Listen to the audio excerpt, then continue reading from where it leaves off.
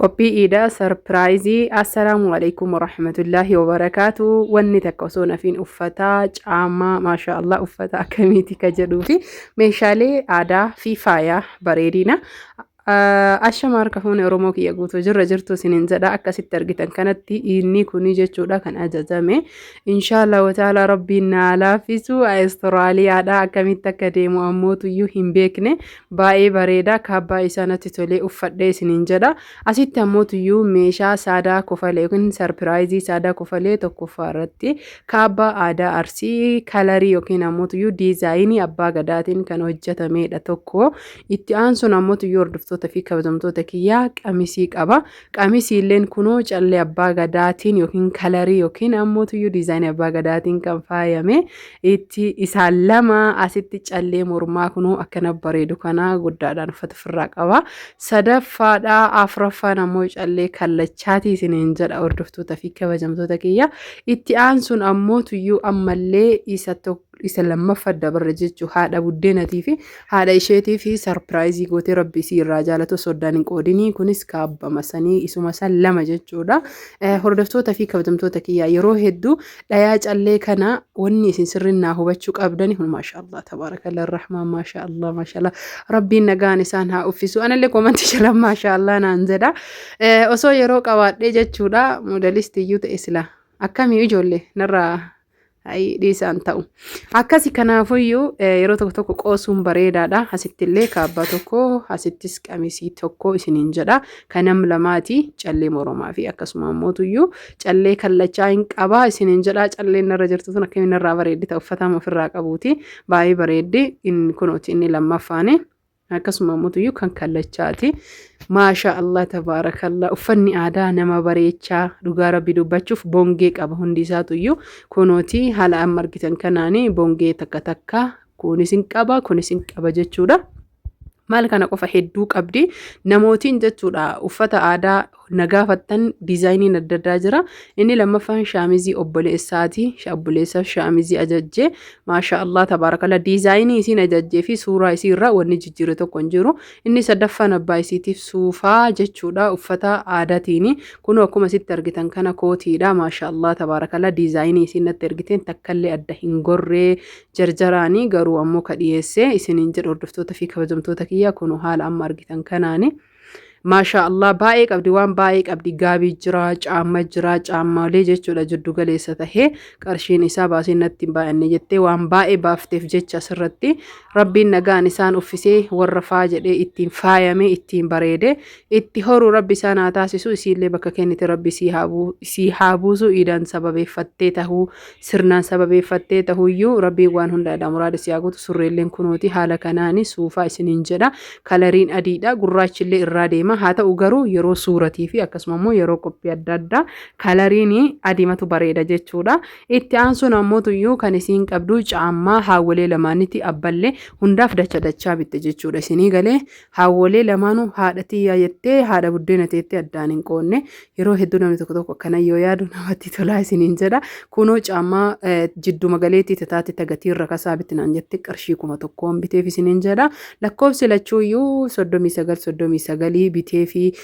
diizaayinii illeen waluma dhiyaataa kalarii illeen isiinuu wal fakkeessite jedheetumaani kunoo maashaallah tunis 39 isiniin jedha isiilleen qarshiin birrima 1,000 baay'ee guddaa miti baay'ee rakasa birriini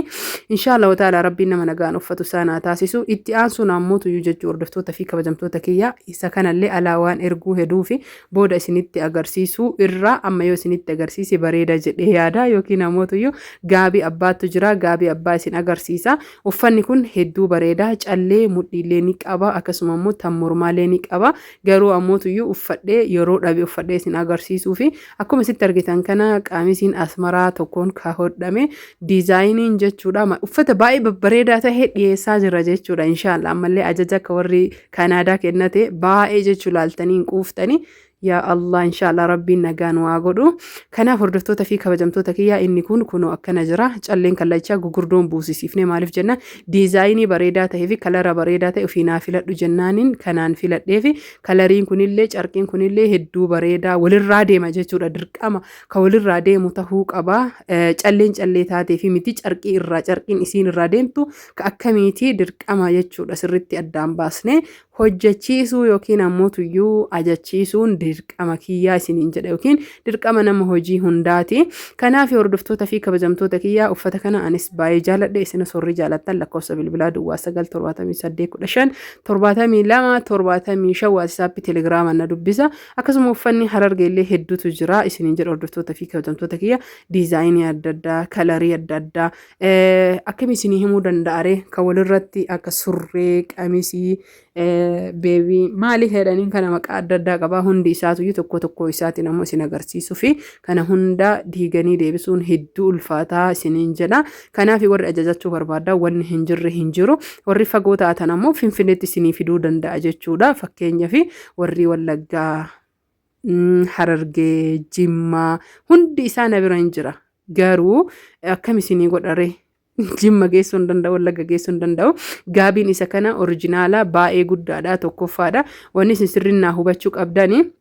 baay'ee mucattiin na jarjarsitee dhoofsisuu hin dandeenye hin dhaqqabne warri maatiin naannoo keenyaa kana mucattiin gara kufaleeti hin dhayanii harkaan sirriitti kunoodhaanii asitti baay'ee guddaa takka wanni isin beekuu qabdan jechuun 2 3 keessi isaa jechuudha 4 yoo haala amma isin argitan kana maashaallah tabarakallah afran kun wanni isin hubachuu qabdani jidduu isaatitti harkaan walitti akka itti dhayanii fi itti hodhantu jira kun tokko na jira gaafeeyyo haa ta'u deeffadhee jira baay'ee guddaadha jechuu maashaallah tabarakallah abbaa gadaati innillee akkasuma immoo uffata faazarii isiitti dalaysiiftee gaabillee akkasuma rabbisii irraa haa jaalatu mattakkirraan hambifannee isiniin jedha amma xaxxabsinee kennuuf jarjaraa jira kennuuf deemaa jira baay'ee jechuudha isiilleen qophii sirna wayii qabdinatti fakkaate asumaan namootiin barbaadan ammallee lakkoofsa bilbilaa duwwaa 97815 72 WhatsApp Telegiraman hello yoo jettan uffata barbaadanii fi akkasuma immoo diizaayinii barbaadan faashina feetan isiniif hojjechiisuu ni danda'a isiniin jedha. Meeshaa aadaa fi faayaa kan mana keessaa firnicharaa akkasuma immoo miidhagina gola hirribaa yookiin gurfannoomi kasaalaa akkasuma immoo kichinii yookiin matbakaalee hunda isaa jechuudha isinii qopheessuu ni danda'a dirqamallee qaba isiniin jedha. Kanaaf namoonni jaalattan yookiin namootiin na jaalattan koomentii bareedaa isinirraa adda ta'e barbaada har'a itti aansuun ammoo share hiriyoota keessanii gootanii akka subscribing kiyya dafee naa deemu godhaa isiniin jedha. Discountiin akkuma itti fufetti jira yookiin ammoo